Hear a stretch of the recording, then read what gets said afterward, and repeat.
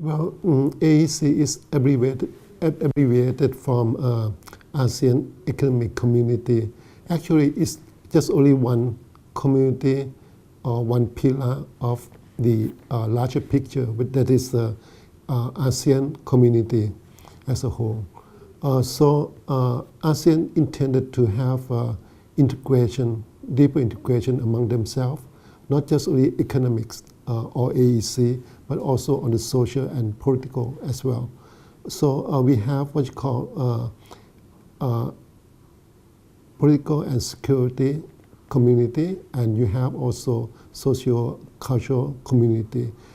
These three are the pillars for ASEAN communities. And well, how it come about on the AEC? Actually, it is the development of ASEAN in response to the changing environment of the world economies. Well, you know that after 1997, we have a Tom Yam Goong financial crisis, and it caused a lot of problem in the region. Also that China is coming to be a member of the WTO, and also India is opening up their market. And ASEAN leaders are afraid that investment would be diverted to these two major economic powers. So they got the idea that we got to have a deeper integration among ourselves in all areas. So they issue what you call Vision, ASEAN Vision 2020, that envisage a deeper and more extensive integration, not just the economic, but also social and political.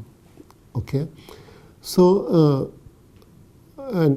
you say how important it is. Of course, it's important in such a way that we wanted to be a destination for investment from among ourselves as well as from non-ASEAN investors. So what we have to do is that we got to have a free flow of goods, services, and investment.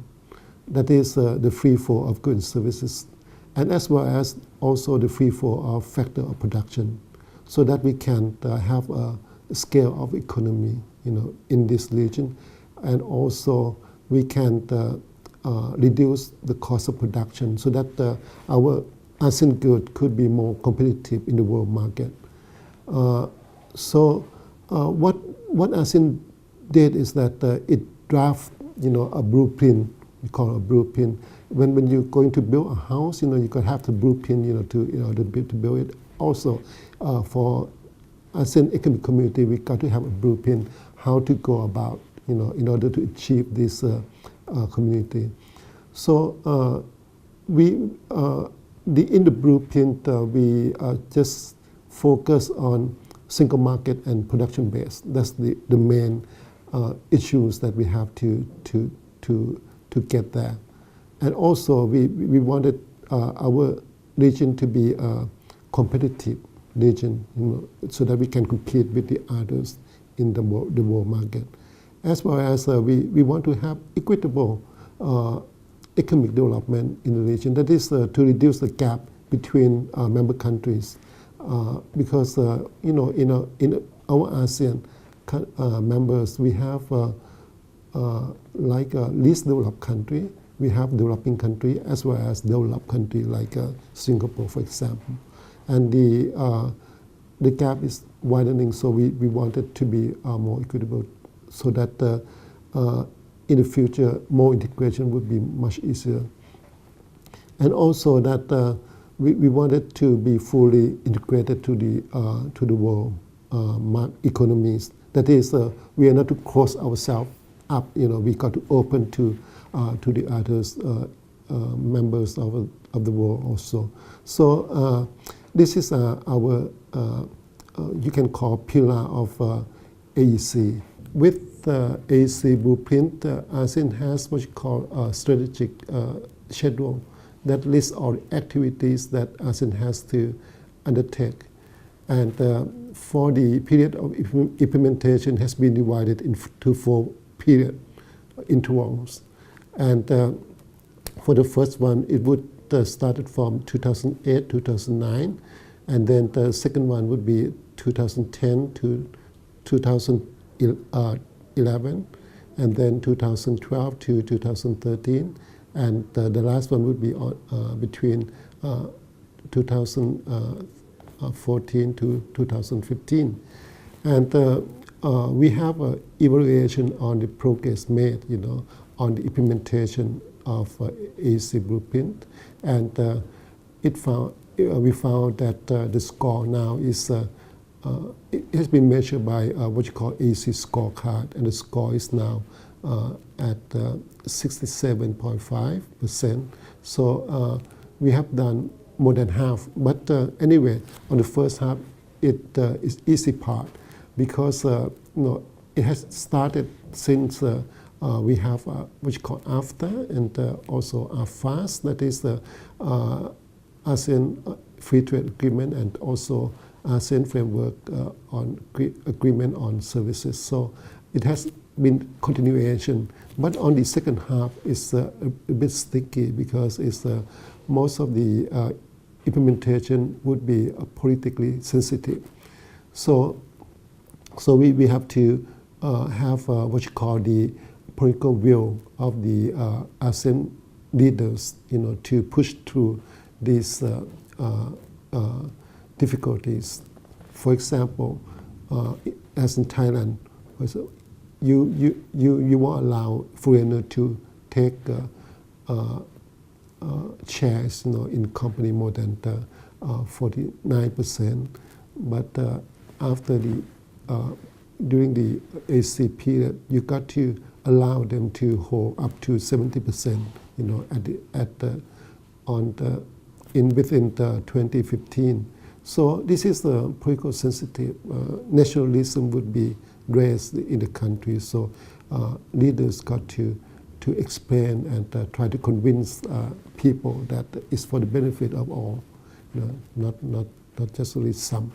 So all in all, AEC is quite important because it would create confidence among investors, both investors from within ASEAN and also from non-ASEAN member countries. With a free flow of goods and services, as well as a factor of production, it means that you could have a scale of economy, and you also have a lower cost of production, and that would make you more competitive, to compete with the other countries in the world market. So that is how important AEC is. Well, with the AEC, we can have what you call the international division of labor among ourselves. That is, we would have resources, or input from countries like Myanmar, Laos, Cambodia. We also have manufacturing facilities in Thailand, in Indonesia, Philippines, and Malaysia. Also, we have experts, in the technology development, that would come from Singapore. So this is the division of labors would bring about the benefits or gains, from trade as we trade among ourselves.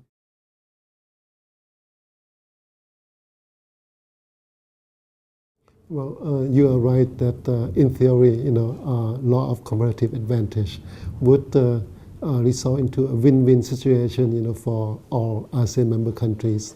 But anyhow, those who are used to be protected by the government measures, tariff and non-tariff measures, probably would have to be at disadvantage, and they have to adjust themselves, to more intense competition, from within and from abroad, And I think that also those at disadvantage would be SMEs. SMEs, that they are small, and medium-sized enterprise, and there are lack of capital, lack of know-how, and lack of information, for the market. So it's difficult for them to compete, with those from abroad, and also difficult for them to go out and take advantage of the larger market. So these business enterprises, government got to have measures, to help them out, whether it's a know-how, information, and capital and encouragement, to them. But for the larger corporation like, Siam Cement, for example, or petroleum, and these companies are large, and they even already have investment already in the various ASEAN member countries, Like you can find a gas station, PTT gas station in Myanmar. You can find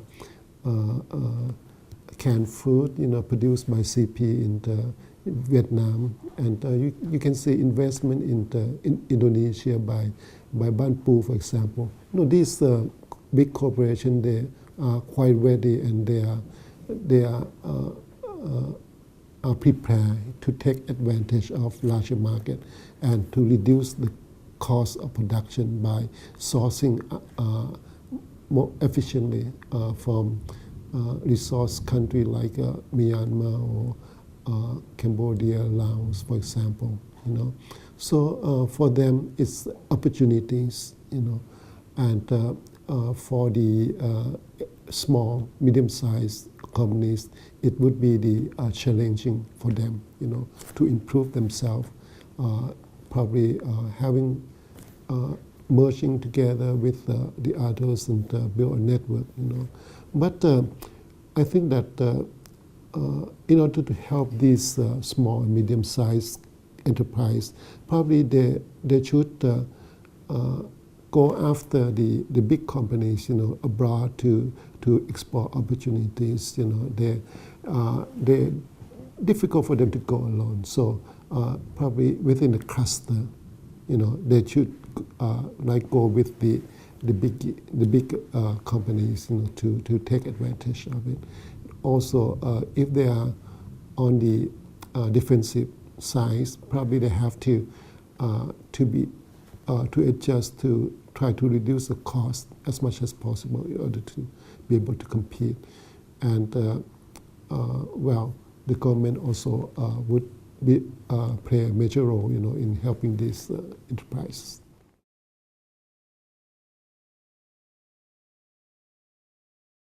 I think you are right that there are two different types of bridging the gap. The first one would be the gap between the countries, as you said, that in this type of gap, in ASEAN we have a very wide gap among ourselves. Actually, for example, the GDP per capita for Singapore, it's about $36,000 US, but in Burma it's only $491 US. And ASEAN trying to focus on it, because it's also one of the pillars of AEC. And what they do is that they develop what you call SMEs development, because the SME is the integral part, of business in the developing countries. So they focus on that to incubate or to develop, these SME in developing countries. Also, they have a plan, master plan on trying to bridge the gap between the countries as well. That have the most worry of ASEAN leaders, and because it could become obstacle to further economic integration among ourselves. So this is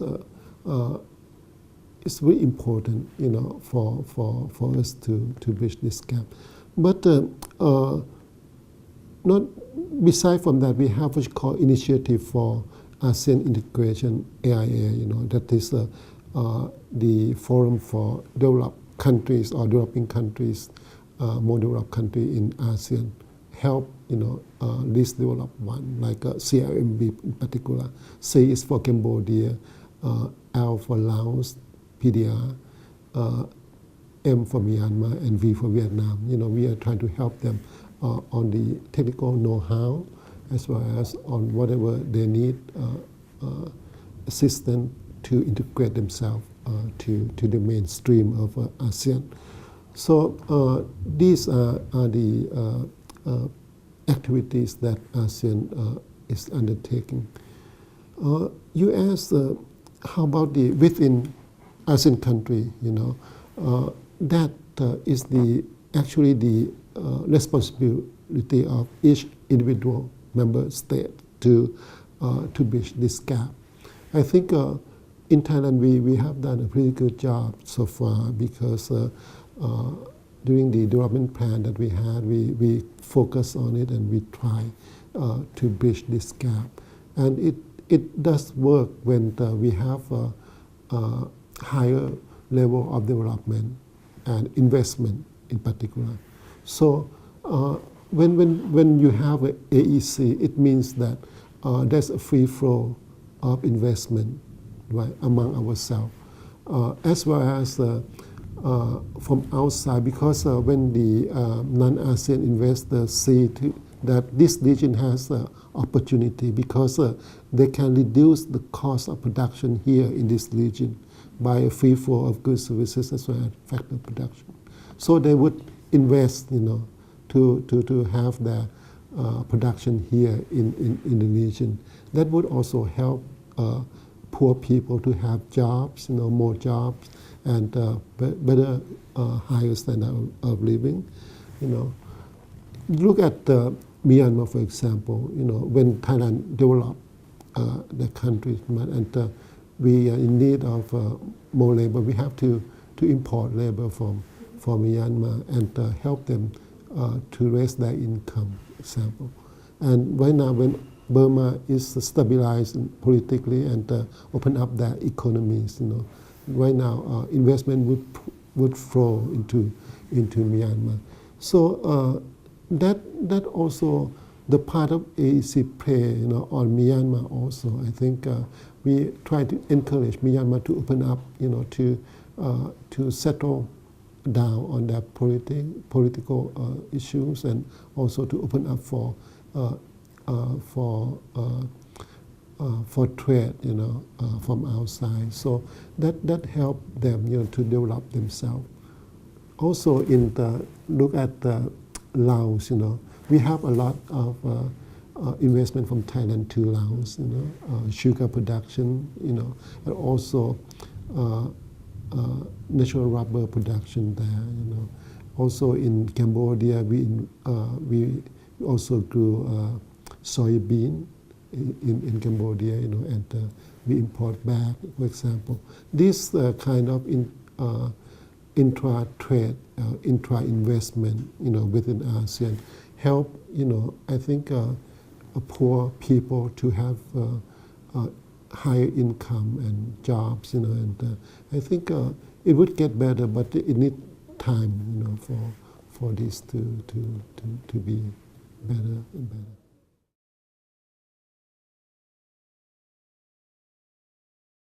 Well, what I can predict is that in the future, when you have AEC and you have more competition among ASEAN member countries, of course, when you compete, you got to compete on the price, right? So certainly that the prices of goods and services would come down because of competition. If you talk about agricultural products, Thailand is probably still number one for now in the ASEAN member country. Look around us, just only Thailand and Vietnam are the net food export, in this region. And you're talking about fruit and vegetable. I don't think Vietnam would compete be able to compete with us. We have a variety of fruits and vegetables. So actually we are net exporter of these fruit and vegetable and agricultural products actually. Okay, we may compete with Vietnam on rice, but well, can help. We cannot help because it's the political products, like we have policies and we don't want to sell rice at a cheap price, So this is our product. We better concentrate on the value rather than quantity.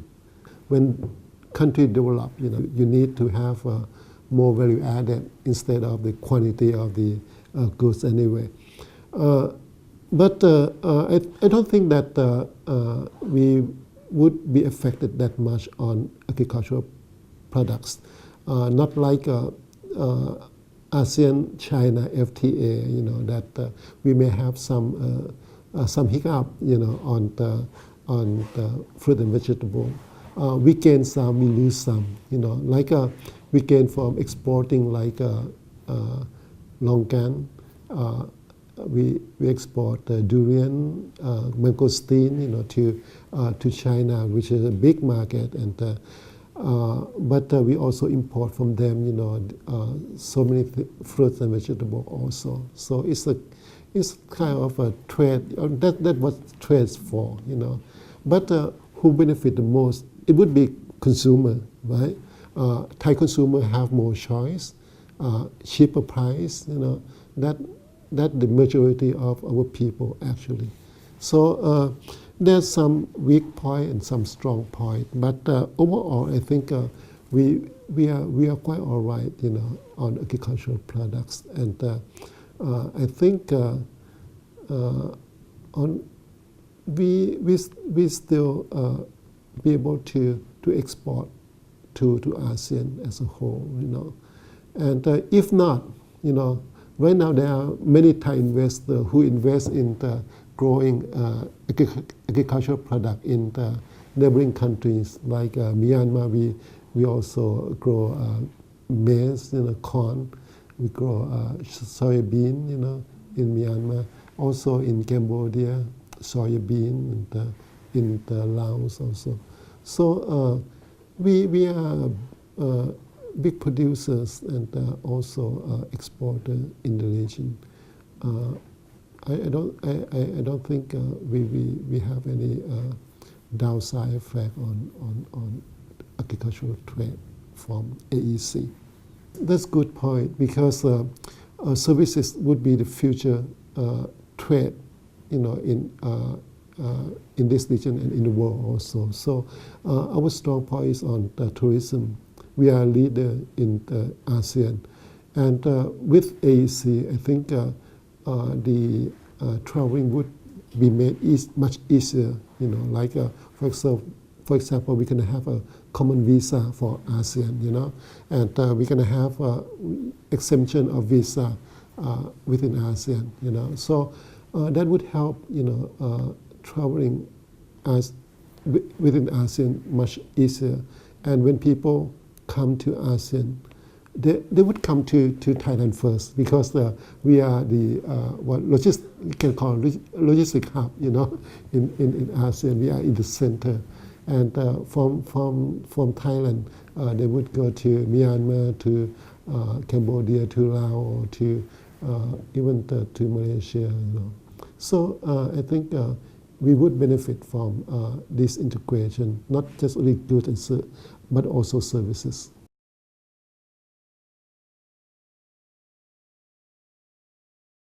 Okay, talking about the grassroots, how they would prepare themselves, to face with the AEC, and also how to stay alive.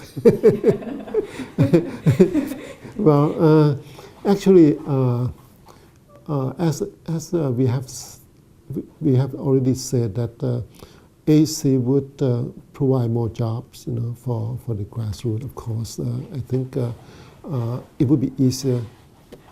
But there's so many saying that if we open up, like labor from our neighboring country would come in and take away job from our people. That's not true, because AEC wouldn't be up to that yet, because within by 2015, when we become the AEC or economic community among ASEAN, it's not that we go open up, for anybody to come in and work, within our country. We are not at that level yet, not like the EU yet. We are now just only agree on the what you call mutual recognition arrangement. That is to recognize qualifications and experience, of professionals in the other countries. But that doesn't mean that we open up for them to come in yet. We got to negotiate on that still. But it would help, if we recognize their qualification and their experience, so that we don't have an unqualified person to come in and take the job that we need from abroad, But in case we need professionals from abroad, for example, engineer, for example, we are in shortage of engineer, and we have to develop our industries. Probably we can allow, engineer from Vietnam, for example, that have ASEAN qualifications and experience, so that they can come in, temporarily. Usually, we don't allow them to work in the country permanently. No, in every agreement, it would be on temporary basis. What people are afraid of, people, ASEAN people would take away our job from our people. That's not true. We're not yet opening up our labor market to foreigners, ASEAN foreigners. So the grassroots people do not have to do not have to be afraid of that yet. Okay, but what they have to do is that they got to prepare themselves, in case in the future, probably after 2015, we may reach or go toward that goal, like EU, people can work anywhere they want to, So, but that's the trend.